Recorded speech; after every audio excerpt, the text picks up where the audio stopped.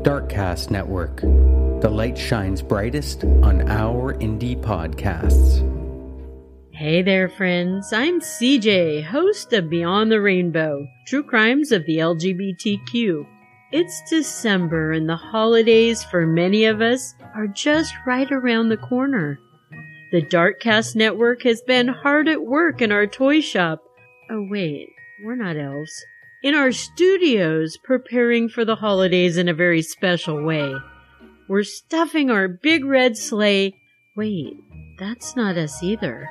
We've been recording tales of the nice and the naughty from all around the world, so we can bring you 2 very special episodes, featuring topics like the Dutch tradition of pickle in a tree and burning of the devil in Guatemala, true crime tales of the Lawson family and killer kids. There will also be cryptids and folklore with Krampus, Bell's Nickel, and Le La Chusa. So put your comfy jammies on, grab your mug of hot cocoa, and join us by the fireplace for Darkcast Holiday Naughty or Nice Stories. They'll be available on the podcast feed that you're listening to right now on December 19th and December 20th.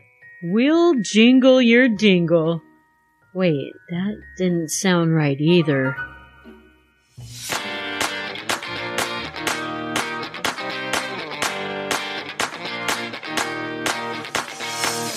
Hey there, Rainbow Warriors. I'm taking a little break this week, but I wouldn't want to leave your ear holes unsupervised. So my friends Cody and Molly from Over the Fence, they're taking over for me, and they're bringing you the case of gay serial killer William Bonin.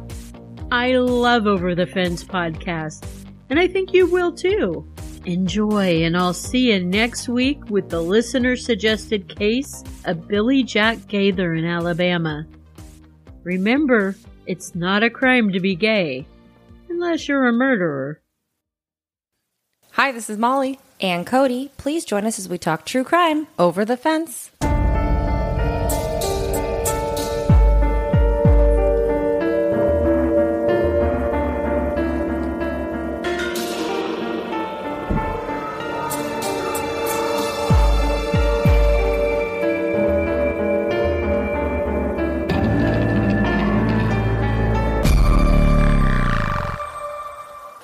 I turned some family onto our podcast this week, so I told them get like through the first 5 minutes of little fluffy fluff that we give you, and because some people don't understand it, and I gotta say that just if you don't like the fluff, just go through the 5 minutes. What we do is so that you get to know us better, and so that we do something a little bit more lighthearted before we go down into the deep, dark depths. I think they like it. Well, we just try to lighten up the world I before think we it goes are into the funny. I think we are delightful. Anyhow, I just wanted to say welcome to the show, new listeners. If any of you are family, hello. Cody brought me a surprise tonight. She brought me a margarita. But in a can. It is in a can. The Cutwater. Actually, these are really good. They have different beverages. They have multiple. One that I had last summer, we will forever infamously call the night Molly drank way too much and embarrassed herself in front of her friends. That's not what we call it. We call it Chico Molly night. And any of you that go to Chico State, I think will appreciate that there's like the 2 sides to Molly. There's Mama Molly, and then there's Chico Molly.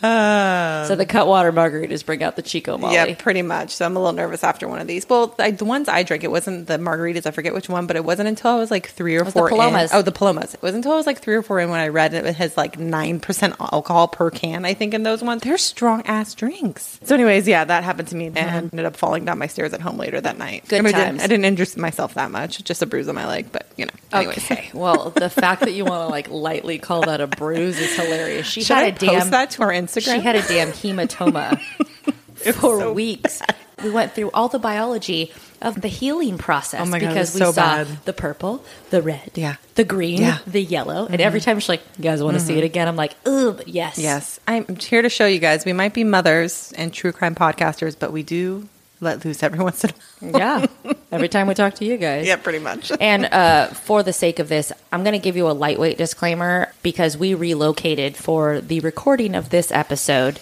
Molly told me the underlying theme and MO of this serial predator. And so I had to exit my house stage left and relocate to a home that had no kids here tonight. Yeah, my kids are at their grandparents. And also, the problem is we don't have a door to shut in our area in your house. So that makes it a little difficult too. So. Yeah, so, they can hear about all the poisonings and such like that. Yeah. But this, we draw the line here. Yeah, so it's definitely not going to be a case for the lighthearted. We will be discussing rapes and murders of young men, mostly 18 and younger, as young as 12. So if that's something that's too hard for you to listen, I understand, and we will catch you next time on the next episode. Catch you on the flip side. But if you guys want to stick around, I definitely have a story for you, and yeah, here we go. So today I'm going to be talking about a man named William Bonin, and he is dubbed the Freeway Killer, and he, as you will see in the story, commits most of his crimes in LA County and San Diego County, all along the freeway area, hence the name. William Bonin was born in Wilmington, Connecticut on January 8th, 1947. He was the second of 3 sons born to Robert and Alice Bonin. Bonin's parents were alcoholics, and his father was a compulsive gambler who was physically abusive towards his wife and his children. Bonin and his brothers were severely neglected as children and were often fed and clothed by their neighbors that lived in the area. And that's the thing with this story. You feel, and I've come to realize this with other podcasts I listen to, that you feel bad for the child of these killers. The adult killers are assholes and suck, but they're you do have some sympathy towards these children that really had no choice in their life at this point. That's kind of how his childhood is, I guess you could say. Not everyone that was abused, though, turns into absolute monsters. No. So, but you can feel for the child that was he had vulnerable. Siblings. His siblings weren't But at one serial point, you killers. get to a place where you're an adult and you make your own decisions. Exactly. In addition, the brothers were often placed in the care of their grandfather. Unfortunately, he was also a convicted child molester. Okay. No. Yeah. No. The grandfather. His mother's father. So that's what her idea was, to let's place my children with their convicted child molester grandfather to take care of them. Was he convicted of molesting her, or who did he molest? Yes. So he was convicted of molesting his daughter, and then his daughter takes her own children and puts them in the same situation. I don't know if he was, it doesn't say specifically if he was convicted for molesting his daughter, but he was convicted at some point. And he did molest her. Exactly. And of course, unfortunately, when these grandchildren came to stay with him, the same fate happened to them as well. In 1953, Bonin's mother placed her sons in an orphanage in an effort to protect her children from their father's very abusive ways with them, and also from their grandfather's sexual abuse, and unfortunately wasn't the best of orphanages. It was known to severely discipline the children for minor and major breaches of bad behavior. The punishments they would do included severe beatings to the kids. They also would make the kids endure various stress positions, which I think means like standing for hours at a time or kneeling with your hands over your head. Yeah, exactly. And partial drowning in sinks filled with water. So although Bonin later freely discussed many of the aspects of his childhood and his adolescence, which obviously were pretty terrible, he refused to discuss the memories of the orphanage, which is interesting. So he really didn't want to. I mean, I think that must have been the darkest of the dark for him, which is a lot to say considering he was abused by his father and sexually molested by his grandfather. Right. But obviously that orphanage did some shit to him in his brain for that. He wouldn't discuss that, you know. He remained at that orphanage until the age of 9, and then he returned to live with his parents in the town of Mansfield, which is interesting. So I find that very interesting that his mother could just be like, here, go to an orphanage. And then at 9, they come and pick him up. Like, we're ready for you. Is that how it works? Like, well, I think in the 50s, it was so different. Yeah, that's true. I mean, if you surrender your child, you surrender your child. You have to do a lot more than just showing up one day to pick him up. Right. I mean, maybe she got her act together, but I know where the story's going, so I feel like her act wasn't together when she got it. Yeah. So at the age of 10, Bonin was arrested for stealing vehicle license plates and was placed in a juvenile detention center because of it. So while housed at the juvenile detention center, he was repeatedly physically and sexually abused by several people, including adult counselors. 4 years later, in 1961, facing the prospect of a foreclosure of their home, Bonin's parents opted to relocate to California, hence how he ends up in California. The Bonin family settled in a modest home on Angle Street in the city of Downey, California, which is down in the Southern California area of California. Shortly after their move, Bonin's father died from cirrhosis of the liver because he was a severe alcoholic, obviously. Shocker. So in 1965, Bonin graduated from high school, and soon after graduation, he was engaged to a woman to be married, mostly due to his mother's pushing. She thought by him being engaged to a woman would squash his supposed obvious interest in men. So his mother had this feeling that her son was interested in men. She didn't like that, so she was kind of convincing him to marry this woman in order to like subdue those feelings. Yeah, that sounds like a really good psychological tactic. Yeah, I know. We all know that doesn't work. So horrible. The same year of his graduation, Bonin joined the U.S. Air Force. He later served 5 months of active duty in the Vietnam War as an aerial gunner. He logged over 700 hours of combat and patrol time. Bonin received a medal in recognition of his gallantry for risking his own life to save a fellow wounded airman, which is surprising to me because he ends up being such a terrible person. Right. But he like gets this Medal of Honor almost for saving someone. So, I mean, I'm sure it's another world over there and you do what you got to do to save others and save yourself. But like I said, it's a different world when you're like in active war. It's just if you looked at the story from the outside, you would be like, he's a success story. Yeah. And you'll hear later on. Young, and you'll hear later on when people talk about him, he's a very pleasant man when you have conversations with him. Okay. So, yeah, he definitely could live his life as a very well-rounded person on the outside. Bonin later claimed to have engaged in consensual. But what, now that we're on that, why isn't it called that? That's a good idea. Why isn't it called consensual? I'm consenting to sex. Yeah, it's a consensual relationship. I just made up a word. There you go. Boom. Bonin later claimed to have engaged in consensual sexual relationships with males and females while he was in Vietnam. He also later admitted to sexually assaulting 2 fellow soldiers at gunpoint during one point. Bonin served 3 years in the U.S. Air Force before he received an honorable discharge in October 1968. Upon his discharge, he returned home to Downey to live with his mother, and shortly after, he married his fiancée. And that didn't, of course, last very long because the couple soon divorced pretty quickly after their marriage. On November 17, 1968, at the age of 21, Bonin committed a sexual assault on a youth. He then committed 3 further sexual assaults upon other young boys over the following 4 months.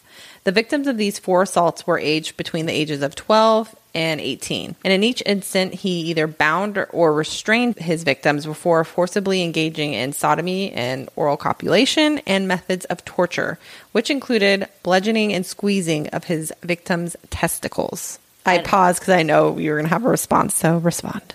Okay, how is he getting access to these boys? I think he just picks them up. Neighborhood area picks them up. I mean, it's not hard. I mean, it's the 60s. I think kids had a lot more freedom in that time. I mean, they were 18, they're teens, you know. I really don't have a comment for that because that's just awful. Yeah. And this is just the precursor to what we're getting into. So it's interesting to see, and we'll get there, but all the things he does prior to all the rest of the things he does. And how do we find out about this? Are people coming forward at this time? People end up coming forward. You'll see. So in early 1969, Bonin was arrested as he attempted to restrain a 6-year-old youth who he had lured into his vehicle. He was indicted on 5 counts of kidnapping, 4 counts of sodomy, and 1 count of oral copulation, and 1 count of child molestation against the 5 youths he had abducted and assaulted since the previous November that we had talked about. Okay, so he was held accountable for all of them. Okay. Yes. Bonin pleaded guilty to molestation and forced oral copulation, was sentenced to the Atascadero State Hospital as a mentally disordered sexual offender in January 1971. I think that was common back then. That's what they did for these, especially when it's a man committing a crime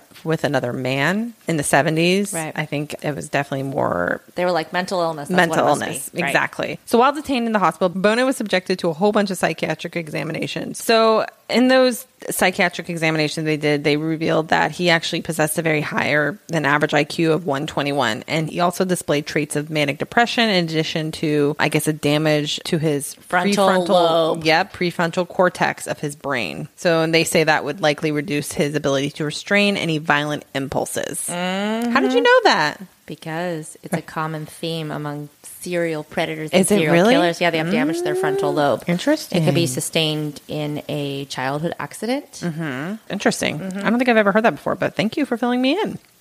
Department of Useless Information over here. I appreciate it. Bonin's physical examinations also revealed extensive scars on his head and butt, which had likely been sustained in his 3 years he had been housed at the Connecticut Juvenile Detention Center. Right. 2 years after his arrival at the Atascadero State Hospital, Bonin was sentenced to prison, and he was declared unsuitable for further treatment. And I guess this was mostly due to his repeated engaging in forcible sexual activities with male inmates at the prison. So he's still in a high-security mental facility, like Graham Young was last week, and he's still raping people. Yeah. And so he's basically not suitable for any more mental health treatment at that point. I'm glad that they didn't try to give him the, the gold star and pass him on to the world. He's cured. Here you go. Take him back to prison. Yeah. But he does get out, though, on June 11th, 1974. The doctors concluded he was no longer a danger to the health and safety of others. So sorry to retract your statement now.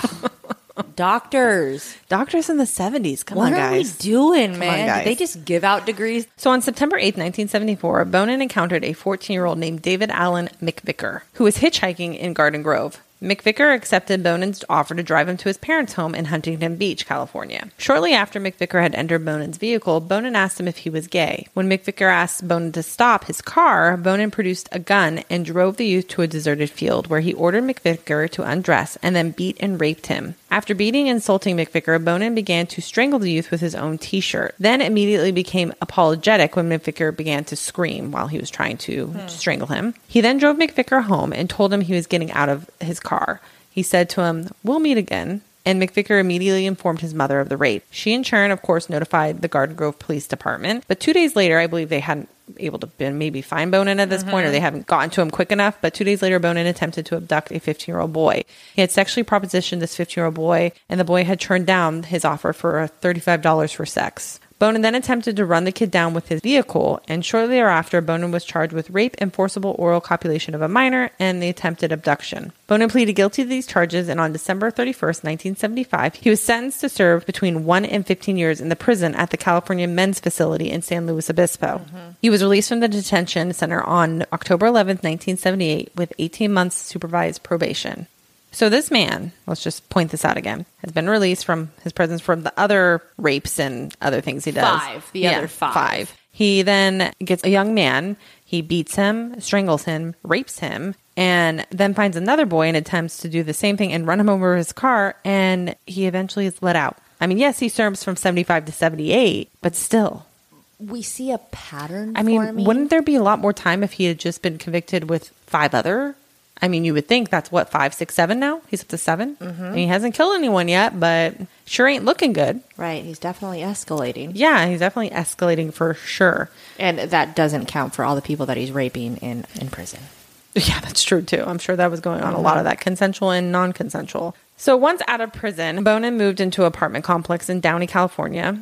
And he soon found employment as a truck driver for a Montebello delivery firm named Dependable Drive-Away. He also established a reputation among teenage boys in his neighborhood as a generous individual who allowed them to socialize in his apartment, who bought alcohol for minors. In addition, Bonin was dating a young woman at the time, so cover up, I think, for what he's really wanting. Bonin became acquainted with a 43-year-old neighbor in his apartment complex by the name of Everett Frazier. Bonin then became a regular attending to the frequent parties Frazier held at his apartment, and in these gatherings that he would have at his house or his apartment, he became acquainted with a 21-year-old man named Vernon Butts. Supposedly, at one point, Bonin and Vernon Butts were lovers, and that's kind of how they cemented this weird, twisted relationship they ended up having. One day, Bonin brings something up to Vernon. He wants to go out and pick someone up to kill him. And just like that, Vernon was in on the action. It didn't take much convincing. He literally said, I want to go pick up a young guy and kill him. And Vernon was like, sweet, let's do it.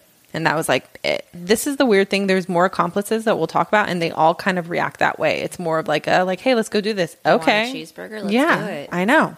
There's also a man named Gregory Miley who's 18 years old, and he also meets him at these parties. He also becomes an accomplice of Bonin eventually. Vernon was a porcelain factory worker and a part-time magician. Oh. Fancy. And Gregory Miley was a literate Texas native with an IQ of only 56. Who supported himself with casual work here and there. So not the most stellar individuals, but neither is Bonin. So makes sense while they're all hanging out together. The first murder, which Bonin ends up being charged for, was of 13-year-old hitchhiker named Thomas Glenn Lundgren. Thomas was last seen leaving his parents' house in Reseda at 10:50 a.m. on May 28, 1979. He was only wearing a t-shirt, shoes, and socks, and was found that same afternoon in Agoura, California. An autopsy revealed that Thomas had suffered bludgeoning to his face and head, and his skull sustained multiple fractures. In addition, the youth had been slashed across the throat, extensively stabbed, and strangled to death. That is overkill. A few months after the murder of Thomas on August 4th, 1979, Bonin and Vernon had abducted a 17-year-old man named Mark Shelton shortly after he left his Westminster home to walk to a movie theater near Beach Boulevard. Screams were supposedly heard from the vicinity of the Shelton household by neighbors, leaving a strong possibility that Mark was abducted by force. The youth was violated with foreign objects, including a pool cue, causing his body to enter a state of shock, which proved fatal. His body was then discarded in the San Bernardino County. Ugh. Yeah. That's a crazy way to die, like that your body goes into shock. Yeah. Ugh, poor kid. And these are horrible. I'm just going to keep reiterating that as we go. On August 5th, 1979, Bonin and Vernon attacked Marcus Grabs, who was 17 at the time, in Newport Beach, California, sometime between 6 and 10 p.m. Marcus was a German student on a backpacking tour of the United States. He was sodomized, beaten, and stabbed 77 times. Oh my gosh. This all happened while Vernon watched from the front seat of his van. His new body was found the next day beside a road in Malibu with an orange nylon cord loosely wrapped behind his head and a piece of ignition wire around one of his ankles. So a lot of these times his accomplices are out hunting with him and don't really participate. They kind of watch, from what I understand. I think there are instances where they do help, but they just go out while he's hunting. Yeah, like in this case, he kind of watches from, he doesn't really participate. He's kind of in the van watching from the front seat, doesn't really participate in the rape and murder of the boy. On August 27th, 1979 at 1 a.m., Bonin and Vernon picked up Donald Hayden, who was 15 years old, and he was hanging out near the gay community service centers in Los Angeles. His new body was found at 11 a.m. the next day near Liberty Canyon, the off-ramp of Ventura Freeway. Donald had been strangled by a ligature and stabbed. He had been sodomized, and it appeared that attempts had been made to cut off his testicles and slash his throat. Gosh. Yeah. So these are just like... These are boom, boom, yeah, boom. they're one after another. It's basically like almost a couple a month, it seems like. Mm-hmm. Sometimes more than that. You'll see as we go on. And this is all Bonin and Vernon. Vernon and Bonin are working together for right now. And Vernon does the most, I think, with Bonin during this time. Okay. He does have other accomplices, but they don't do as many as they do together. Okay. On September 9th, 1979, in the early morning, David Murillo, who was 17, was bicycling to the movies in La Meridia when Bonin and Vernon abducted him. David's new body was found 3 days later on the Ventura Highway off-ramp. His head had been bashed in with a tire iron, and he had been sodomized and strangled with a ligature. On September 17th, an 18-year-old Newport Beach youth named Robert Christopher Wiersteck was abducted as he cycled to his job at a grocery store. His body was found September 27th along the Interstate 10. So that happens in September, and then I guess Bonin is not known to have killed again, so there's a little break between mid-September to November 1st, when him and Vernon abduct and murdered an unidentified young man who was approximately, I guess, 5 feet 10 inches in height and estimated between the age of 19 and 25 years old. This victim was savagely beaten, then strangled to death before his body was discarded in an irrigation ditch along the State Route 99 south of Bakersfield. Although he was never identified, Bonin later estimated the age of his victim to be 23 years old and freely admitted to inserting an ice pick into the victim's nostrils and ear prior to his murder. What? Mm-hmm. Supposedly sometimes he would do that to make sure to see if they were dead. Mm-hmm. From previous tortures and attempts to beat them. It was almost like something fun for him to do. Like, if we put this in his, ear or in his nose, if he moves, he's still alive type thing. So just savage and disgusting. That last one he did seems a little bit out of his geographical range and his demographic. Like, it's an older individual, and he's also taking them further away. Yeah, I don't think he really has anyone any older than that. Is the heat on at this point, or is anything being connected that would make him want to take them out of the geographical area, or is it just not that I know of? It's just happenstance, I think. Okay. But not that I know. I don't know why that one is so different. November 30th, 1979, Bonin, on his own, abducted and strangled a 17-year-old Bellflower youth named Frank Dennis Fox. His body was found 2 days later alongside the Ortega Highway, 5 miles east of San Juan Capistrano. The body itself bore signs of extensive blunt force trauma to the face and head, with ligature marks on the wrists and ankles, indicating that Fox had been bound throughout his ordeal. No clothing or other identifying evidence was discovered at the scene. On January 1st, 1980, Bonin brutalized and strangled a 16-year-old youth from Ontario named Michael Francis McDonald. His fully clothed body was found alongside Highway 71 in the western San Bernardino County 2 days after his supposed murder, but he wasn't identified until March 24th. On February 3rd, 1980, in the early morning hours, Bonin was driving a van with Gregory Miley. So here's another accomplice. Gregory Miley, we think we talked about earlier. He's only 18 years old, I believe, and he's young. He's one of those people he met at the apartment complex party he's the he would one go that to. takes like manual labor, and he has the low IQ. Low Is that IQ, right? yep. Okay. And he suggests to Gregory while they're driving around in the early morning hours that they go pick up someone to murder. And Miley, I guess, was damn near excited about this situation. Like, he was into it. Like, yeah, let's go do it. So it's just baffling to me that there was so many of these, like, there's like 3 or 4 men that are accomplices with him throughout all this, but it's like that they're just so easily like, yeah, let's go do this. Sounds like a great plan. Like, right. Is that like so regular Saturday night turn up? Yeah. Like, no. I'm like, what? I don't get it. So they ended up picking a boy named Charles Miranda. He was 15 and he was in West Hollywood. They drove several blocks away, parked, and Bonin sodomized Charles. Gregory Miley tried to sodomize him as well, but was unable to sustain his erection. After Miley took $6 from Charles, the 2 men tied his feet and hands together. Then Bonin wrapped Charles's shirt around his neck, and using a jackhandle, Bonin twisted the shirt like a corkscrew around his neck. They're just treating these people like garbage. Right. Yeah. No, they are. I mean, I can like picture it, and I hate when that happens. I can like picture that in my head, like what they did to him, and that's just like terrible. And then just, taking his $6. Yeah. Bonin and Miley then drove to an alley in downtown Los Angeles, dumped Charles' nude body, and drove on to Huntington Beach to seek other victims. The same night. They were just night. on to more. Yeah. So this still... We're going on February 3rd, 1980 still. A little while later, they began talking to James McCabe, who was 12, who said he was on his way to Disneyland. Oh, my gosh. They invited James into the van, and while Bonin had sex with him, Miley drove. Later, the 2 men held the victim down, beat him, strangled him with his shirt, and crushed his neck with a jackhandle. After taking money out of James's wallet, Bonin and Miley left his body next to a dumpster in the city of Walnut, where he was found on February 6th. This poor little boy is on his way to Disneyland. Yeah, and I guess the happiest place on earth. I know.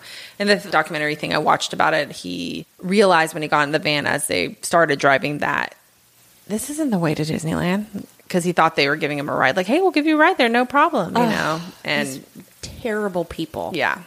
And then it seems like with Greg Miley, they've added this like robbery, like but petty theft at this point. I mean, I don't even know what to call that. It's so ridiculous. It's just so.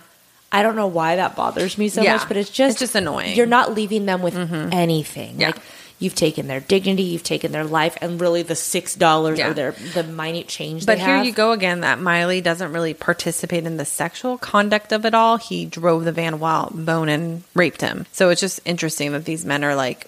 It's like, did Bonin have some sort of power over them or something? Right. Like, I don't get it. Like, why would you want to... Why are they facilitating this? Yeah, like, what is that doing for them at all? On February 4th, Bonin was arrested for violating the conditions of his parole. Oh, what did they know that he was violating? I don't know. I don't know the details. I just found that he was put in jail for a small period of time for violating his parole. I don't know what the details of what he violated was. Who knows? Little did they know that he's murdered anything. like 7-8 people. They have no idea at that time, but it could have been something stupid like he didn't check in. Yeah, or went out of the area. Yeah, exactly. So he was actually in custody in the Orange County Jail until about March 4th, about a month. So there's a month of no killings. Wow. Thanks for that, I guess.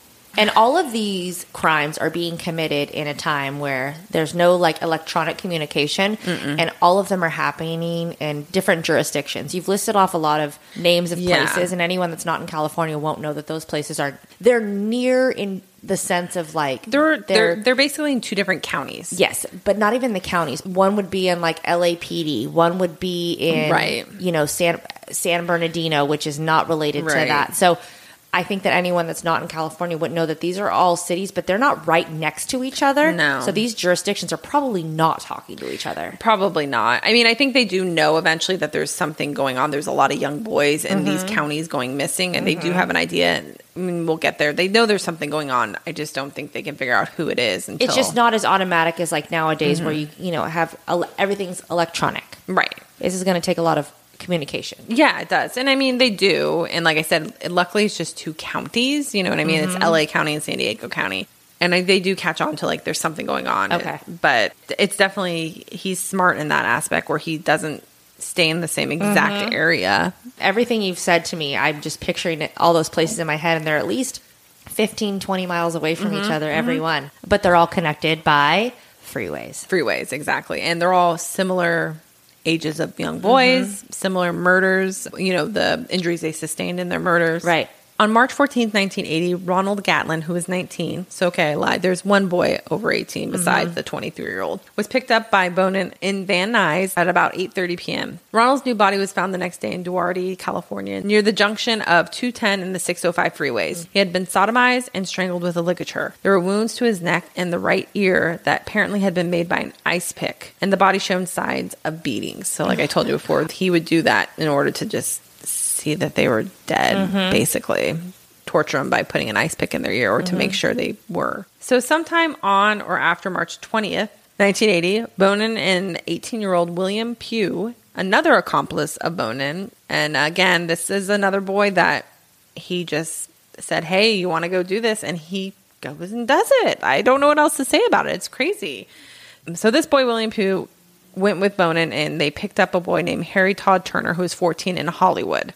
Harry's new body was found in the morning of March 25th in the alley behind a Los Angeles business. He had been beaten, sodomized, and strangled by a ligature. On March 21st, Bonin lured a 14-year-old named Glenn Barker to his van as the youth hitchhiked to school. Barker was also raped, beaten, and strangled to death with a ligature. His body also bore evidence of numerous burns to his neck, which had been inflicted with a lit cigarette. Oh my gosh. Yeah.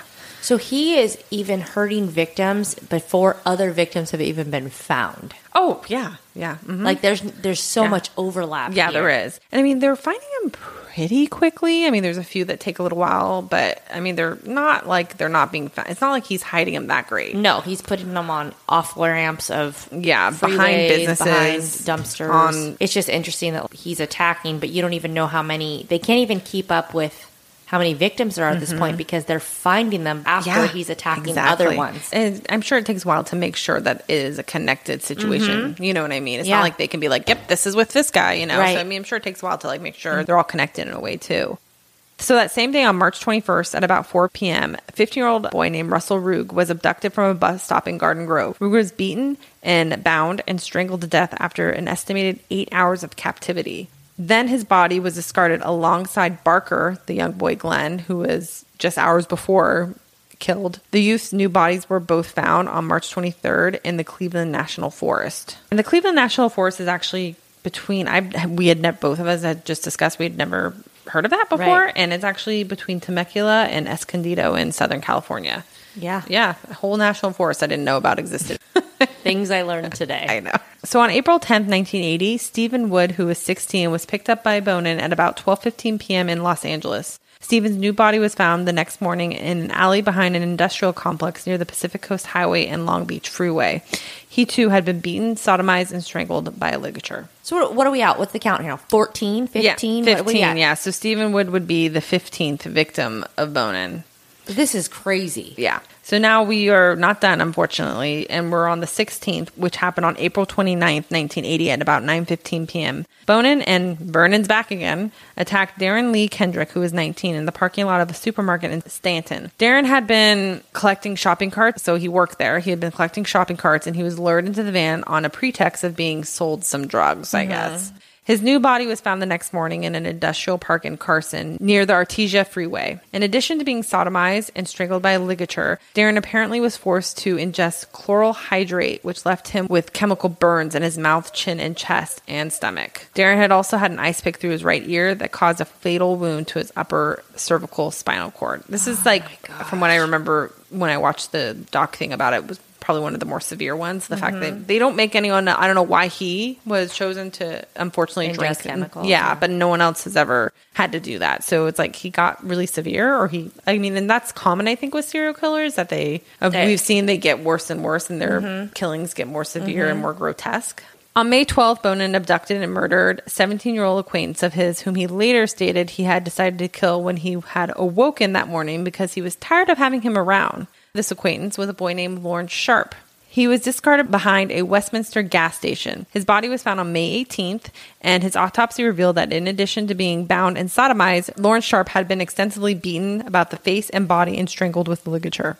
So this is a friend of his? Yeah, I guess an acquaintance of his. Right. The guy that woke up that morning and was like, I don't like him. I don't like him, yeah. And I think he had a lot of, like they said, he was the guy that was like, you guys can come party at my place. I'll buy you alcohol. Which totally reminds me of the Candyman. You know what I'm talking about? Yes. I know that he would allow boys to come and he would supply them alcohol as a way to get them there. 1 week after the murder of Lawrence Sharp on May 19th, Bonin asked Vernon to accompany him on a killing. On this occasion, however, Vernon reportedly refused to accompany Bonin, and he operated alone, and he abducted a 14-year-old Southgate youth named Sean King from a bus stop in Downey, and he killed him and then discarded his body. On June 2nd, 1980, at about 5:40 p.m., Bonin and an 8-year-old homeless drifter named James Monroe, who Bonin also convinced to go on a killing spree with him, were driving in Downey when he picked up a hitchhiker named Stephen J. Wells, who was 18. So here we are. This is accomplice number 4, I believe. Yeah. Again, a young boy that he just says, hey, let's go kill some people. And he's like, sure. I don't get it. I still don't get it. I think that he should just kill his accomplices and then just, does away with both of them. They're in his demographic. Yeah. But instead, he's choosing them to go on these sprees. Yeah, it's just really weird. Like, why are they chosen to go on the killing sprees but not be the ones to be the victims? Right. I think he needed someone to be there in order to get these crimes to go through. Because he needed someone to drive the van. He needed someone to, be a lookout. I think he just felt like maybe he needed an extra person. Right. So initially, Stephen agreed to have sex with Bonin. So this boy agrees to have sex with him. And he also later allowed himself to be tied up, expecting to be paid for having sex with him. And Bonin and Monroe then tie Stephen up, take his money, beat him, and strangle him with his t-shirt. They placed Stephen's body in a cardboard box and carried it out to the van. At about 8 p.m., they drove to the residence of Vernon, who told them to take the body and drop it off somewhere. Monroe and Bonin then drove to Huntington Beach, where they left Stephen's new body at the rear of a closed gas station, where it was found on June 3rd. He's lucky they didn't have CCTV at this time. Right? He'd be all over this shit. So much CCTV would be awesome right now. On May 29th, 1980, William Pugh, who was one of the accomplices, was arrested on some minor theft charges. And in order to cover his own ass at the time, because, again, Bonin makes a mistake, I feel like. It's like, yeah, he has all these people that are helping him out, and he thinks, he's in control of these men that are, being accomplices with him. But, you can't have too many cooks in the kitchen, if you get what I'm saying. You're involving a lot of people. Exactly. And you're a pretty horrific crime spree.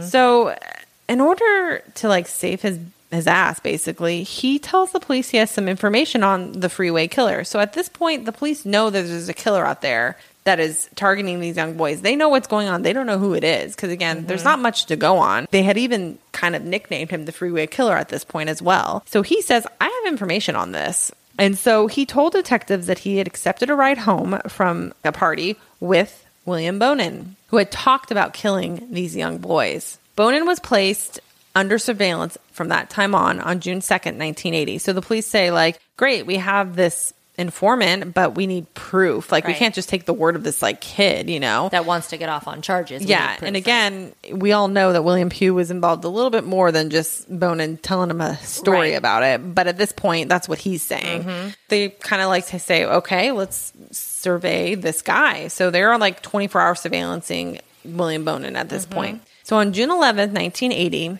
his van was followed by the police to Hollywood. He was observed talking to 5 different young men standing on the street corners before a 15-year-old boy entered his van, parked with the boy still inside in a vacant lot in Santa Monica Boulevard. They discreetly approached the vehicle. Upon hearing muffled screams and banging coming from inside the van, these plainclothes police officers forced their way into the vehicle.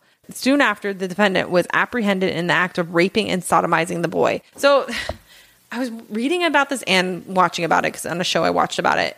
They made it go pretty far before they really went in there and helped this boy, which was interesting to me. And I understand they're saying we need to catch him in the act. That's what they can't just catch him with a young boy. In his car. So, and I think we did a case. What case was it where the police were too late? Oh gosh, that was a long time ago. It was an Australian case. It was an Australian case with the granny killer. Yes, and they waited too long. They waited and he had killed someone inside the house. Exactly, while they were just right outside. And I felt like this reminded me a lot of that because I'm they luckily came in time before this boy was murdered, but they still sacrificed him being raped in order to catch. Yeah, so it's just a weird fine line, I feel with that. I get what they had to do, but it's at what cost? Right. I don't know.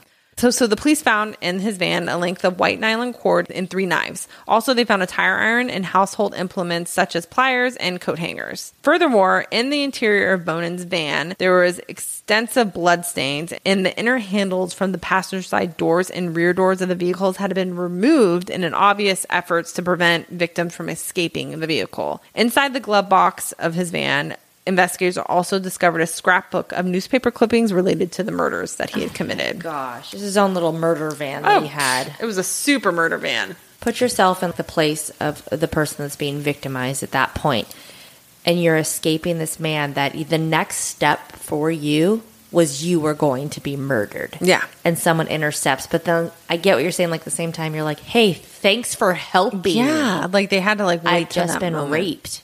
Yeah. So I mean, but at the same time, that conundrum of, but oh my gosh, I didn't God die. I didn't die, because a lot of them died. Oh my gosh. Bonin was booked on suspicion of murder and various sex charges, obviously. He was held on a $250,000 bond. Over the course of several evenings, Bonin ends up confessing to abducting, raping, and killing 21 boys and young men. He expressed no remorse for his actions, but he did demonstrate extreme embarrassment and regret over having been caught for committing said crimes. So that's how ridiculous this man is. He has no remorse for it, but he's just embarrassed he got caught for it. It just goes back to him and the repressed feelings he had of homosexuality that his mother kind of beat into him, like, you will not be. And it turned into this monster where that's his ultimate embarrassment, not what he's done to these people. Right. Which is just, that's the psyche. It's crazy. Yeah. One of the shows I watched, it said that a big reason why he confessed, I guess, was due to a letter sent in by a mother of one of his victims. I only watched that on one thing. I didn't read that anywhere else. So it's just an interesting thing. I believe it was Sean King, his mother, and she comes up again in a little bit. There's that whole soft spot for the mom thing. I maybe, yeah. Because like he doesn't have remorse. So like, why would he confess if he wasn't remorseful though, in a way? It was the mother figure coming in, just like how he had, he married someone because his mom wanted to try to prove his sexuality to his mother. Right. So police picked up 22-year-old Vernon Butts on July 25th and charged him as an accomplice to 6 of the freeway murders. Between July 26th and 29th, Bonin was formally charged with 14 counts of murders, 11 counts of robbery, plus 1 count each of sodomy and mayhem. Vernon Butts faced 6 counts of murder and 3 counts of robbery, quickly began talking, of course, to police after these charges are being brought forth. And he was the one who named other accomplices in the murder ring that they had. So James Monroe, who was 19, was arrested in Michigan on July 31st, returned to California for the trials and the charges of the killings of Stephen Wells. So that was the one he was involved in. 3 weeks later, on August 22nd, 19-year-old Gregory Miley was arrested in Texas, waiving extradition on charges of murdering Charles Miranda and James McCabe, plus 2 counts of robbery and 1 count of sodomy. Orange County raised the ante. In October 29th, 1980, they charged Vernon Butts with the murders of Mark Shelton, Robert Wiersteck, and Darren Kendrick, plus other felony counts including conspiracy, kidnapping, robbery, sodomy, oral copulation, and sexual perversion. Wow. Greg Miley was also charged with another Orange County murder, plus 7 related felony counts. So they threw the book at them. Absolutely. Yeah, which they should have. According to California law, a murder committed under special circumstances, accompanied by robbery, torture, or rape, may be punished by death. So, good. Good. That's what I said. I'm like, yeah. Because of that, all of his accomplices were cracking because they're like, I don't want to be put to death. Everything. Yeah, we're going to tell you everything. And that makes me so happy because remember, I was pissed off about those $6. Well, guess what? Under that circumstance, because you did that as well with the special circumstance, that, yes. Yes, I know. Yes. So I'm so happy that didn't get passed because that was just insult to injury. And I don't know why that makes me so mad, but it fires me up. So they, of course, like I said, began cracking, and they pled guilty on various felony charges. They all ended up getting life sentences in return for the promise of a testimony against William Bonin. They, of course, told all the details of the torture suffered by assorted victims and the freeway killings. And, of course, they talked about the glee when Bonin inflicted this pain upon these young boys. So he was just gleeful. Yeah. I don't know which one of them said it, but they said and I quote, Bill said he loved the sound of the screams. Oh my gosh. He's a monster. He's a monster. Yeah, he's horrible. This is probably one of like the worst cases I've done, I feel like. I mean, there's been some bad cases, but this is awful. This is awful. On January 11th, Vernon Butts ended up hanging himself in his cell, finally, successfully, in his 5th suicide attempt since his arrest. So he was trying to kill himself for quite a long time and was finally successful. Well, I mean, that's a heavy load to carry. Yeah, you it shouldn't is. have done it, though. I know. But I'm surprised he actually wasn't on a more tighter like watch. a watch. I mean, after 5 times, if it's really... But maybe they just didn't care. I hate to say that, but you know what I'm saying. Orange County indicted Bonin on 8 more counts of murder with 25 related counts of robbery and sexual assault. So I'm listing a lot of things. He's just charged with a slew of things. So let's just put it blatantly. William Bonin's trial on 12 counts of murder opened on November 4th, 1981 in Los Angeles. Gregory Miley and James Monroe testified for the prosecution. A television reporter divulged content of the jailhouse interview that she had done, in which Bonin admitted to participating in 21. So the 12 counts are just the one that he does in LA. To this reporter, he admits to killing these 21 people, and he says, I couldn't stop killing. And he said it got easier with each one we did. On January 5th, 1982, after 8 days of deliberation, jurors convicted Bonin of 10 counts of murder and 10 of robbery. He was acquitted in the deaths of Tommy Lundgren and Sean King. I don't know why, but that's what supposedly he was acquitted, those 2 deaths. But there's so many deaths that, I mean, he's no getting out of it no matter what he's acquitted or not acquitted for. 2 weeks later, he was formally sentenced to death. So San Diego County, it's kind of the same repeat. He's charged, sentenced to death. I mean, there's no going around it, you know. Bonin was to remain incarcerated on death row for 14 years at San Quentin State Prison. He was awaiting execution in the gas chamber. In his years on death row, he undertook painting and writing as hobbies and received several minor awards for his artwork, short stories, and poems. No. Isn't it interesting how they just go on to live these like happy little like prison lives? I'm so happy that you get to like paint little happy clouds. I know. Bob Ross, relax. Yeah, it's so crazy. Leave that to the professionals. You just sit there and He also corresponded with numerous individuals, including mothers of some of his victims. In the correspondence exchange with the victims' relatives, Bonin never expressed again any regret or remorse over having murdered their sons. On one occasion, Bonin informed King's mother, remember Sean King, who was one of the reasons supposedly he confessed to these murders, and also he was acquitted of his death, which is interesting. He informed his mother that her son has been his favorite victim because he was such a screamer. That makes you want to throw up. He's a terrible human being. Like, I want to throw up on the microphone. I really hope that Sean King's mother stopped corresponding with him after that. I really hope, because she obviously wasn't going to get anywhere with him at all. Oh my gosh. Bonin was executed by lethal injection inside the gas chambers. I think by the time it got to him, the gassing was no-go anymore. It changed. So he got lethal injection inside the gas chamber at San Quentin State Prison on February 23rd, 1996. Bye. Goodbye. He was the first person to be executed by lethal injection in the history of California, and his execution occurred 14 years after the first death sentence had been imposed to him. In a final interview given to a local radio station less than 24 hours before he was executed, Bonin claimed he had made peace with the fact that he was about to die. He added that his only regret was that he had not pursued his teenage passions of bowling long enough to have turned professional. Like, are you kidding me? I read that and I was like... He did that just to be an asshole. There's no other reason you would do that, right? I mean, unless you're just delusional. He's just an asshole. Good riddance. Yeah. That world is down a terrible person. This literally, and I hate that we've talked about a lot of people, but no one has brought me to the point of wanting to throw up. Yeah. I literally wanted to, like I said, this was one of the worst ones I've done. And I was like, ugh. When he was asked whether there was anything he'd like to say to the families of his victims, Bonin stated, "They feel my death will bring them closure, but that's not the case. They're going to find that out." I'm pretty sure that probably brought a lot of them closure. I don't know about you. They may not bring their kids back, but I'm sure they're going to be happy to see you go down. Goodbye. Yeah. Goodbye. And just not be allowed to paint anymore. Oh, like paint and win awards in prison for it. Like, no, I'm sorry. You don't get paintbrushes, sir. You're a monster. Horrible. So he was pronounced dead at 12:13 a.m. and he was 49 years old at the time of his execution. And I always when I can find these out, I always just like to put in as a little interesting fact. Do you want to know what his last meal was? Oh, gosh. It's always interesting to hear a serial killer's last meal. Well, I don't know. His missed life goal was bowling. So what did he have for his final meal? 2 large pizzas, 3 pints of ice cream, and 3 6-packs of Coke. Do you think they all finish all this food? That's a lot to just That's a lot of consume. Coke. The Coke is what struck me as odd. I mean, 2 large pizzas, that's a substantial amount of food. Do you think they always eat all this stuff? And then 3 pints of ice cream. I mean, pints aren't that big. But that's just a lot of food. 3 6-packs of Coke? Yeah, that's a lot. That's a lot of Coke. And also what I read is that none of his family members attended the execution.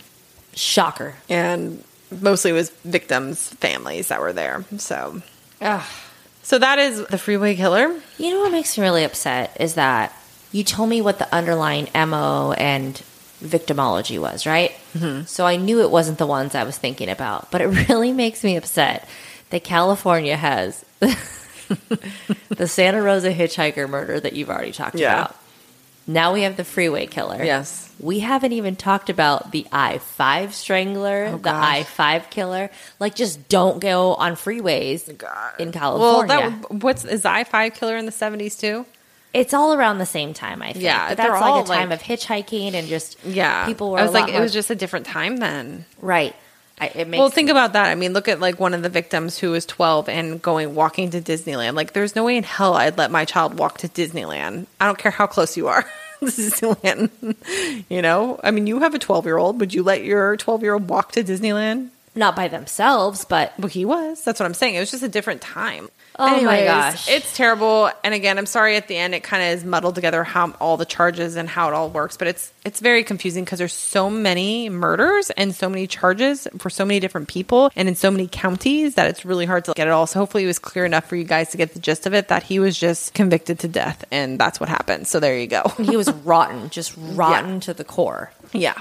And that was a reference. So if you stuck with us, I thank you. I almost didn't. Yeah. I almost just threw up at left. the end. When you said that thing about I literally Cody was like, about to leave. Like, that was terrible. Yeah. Jeez, these poor children just going about their normal freaking lives. Yeah. It's one of those things he definitely didn't have a good upbringing. He definitely was abused and assaulted a lot of his childhood. Again, there's a lot of people that are and don't go on to murder people, but I definitely don't think those scenarios helped him. Helped him shape his formative years. But he is just rotten. And why is it that every time you do a case, I don't want to thank you for it?